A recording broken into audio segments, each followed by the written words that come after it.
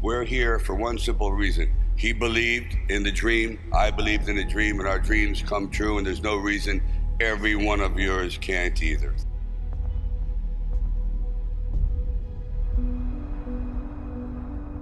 I used to sit in this little apartment, and it was a room. As a matter of fact, the room was so small, I remember I was able to open up the window and close the door while sitting on the bed at the same time. It was like 8 feet by 8 feet by 9 feet. But the one thing about that room, there was really very little distraction. So I would sit there propped up in bed, and I'd go out with my big pen and legal pad and just start writing these stories. And most of them were very, very trivial. But there was something about the process of unrealized dreams. I was always brought back to this subject because I think it's one of the most enduring subjects and one of the most difficult passages for people to accept, that they never were realized in their own lifetime, that they just didn't get that shot.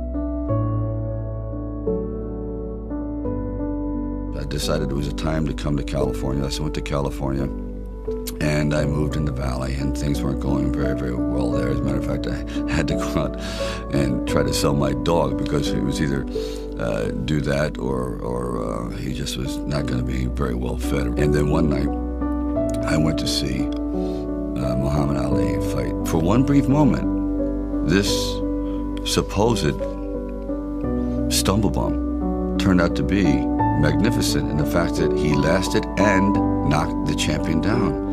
I said, boy, if this isn't a metaphor for life. His entire life crystallized at that moment. He will be remembered for all eternity, at least among the fight fans. He did something extraordinary. I said, now that is probably what I need as a catalyst for an idea. A man who's going to stand up to life and take one shot and maybe go the distance. So I started to write. And it was one of those writing frenzies. And 3 days later, I came up with the script of Rocky. Now, the script by no means was a finished piece of material. It was probably about 90 pages, and maybe 10% of it remained in the final script, but it was done.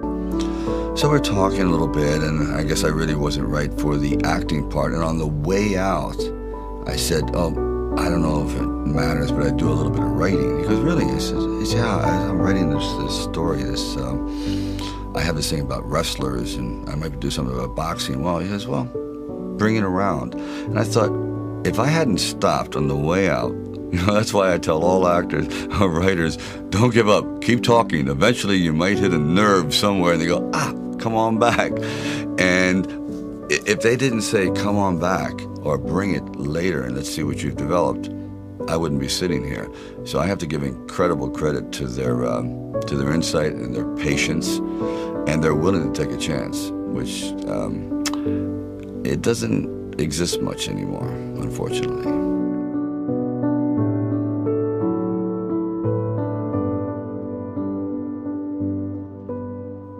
Originally, when I brought the script to them, they were fairly enthusiastic about it. The one thing they were not enthusiastic about was me playing the part, and I really can't blame them at the time. But there was something inside of me that this opportunity is never going to come around. And I really wasn't used to money, and I had no idea of what I would be missing. But the temptation started to come forward. First, it was 25 grand and $100,000. I go, well, I never heard of 100,000 because I had like $106 in the bank, and like I said, I had to sell my dog, and things were not looking very, very good.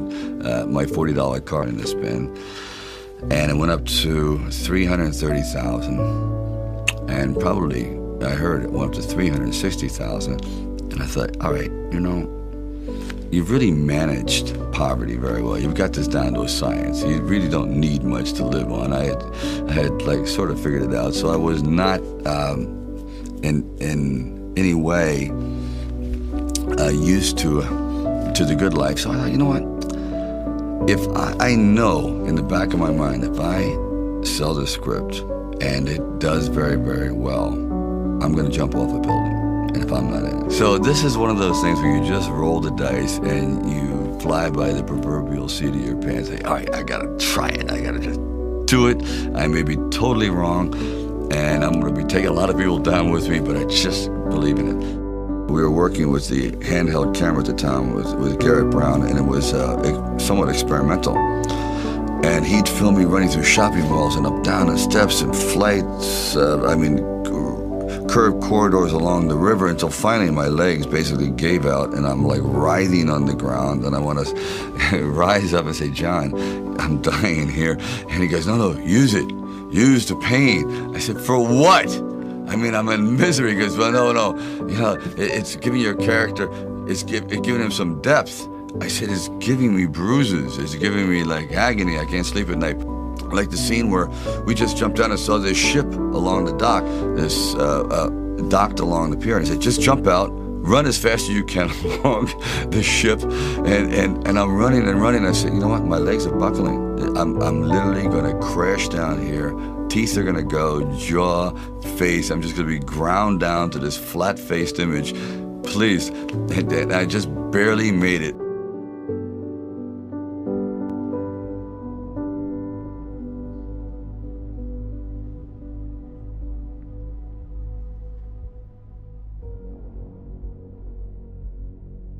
The world ain't all sunshine and rainbows.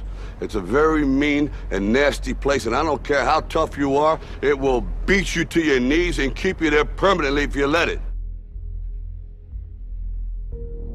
You, me, or nobody is gonna hit as hard as life. But it ain't about how hard you hit. It's about how hard you can get hit and keep moving forward. How much you can take and keep moving forward. That's how winning is done.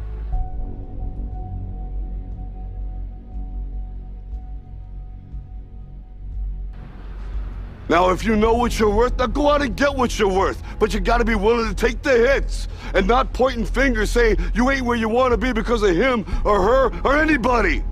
Cowards do that, and that ain't you. You're better than that.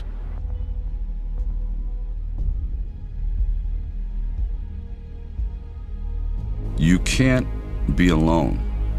To really succeed, no man really is an island. When you find the right components in your life, the right people that gel with you, then you feel as though you're invincible. It may be a fallacy, but you at least feel as though you can take all that life has to dish out.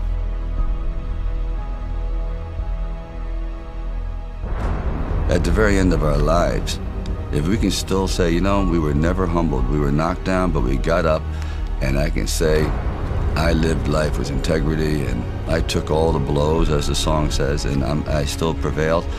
I think that's a good epitaph for anyone.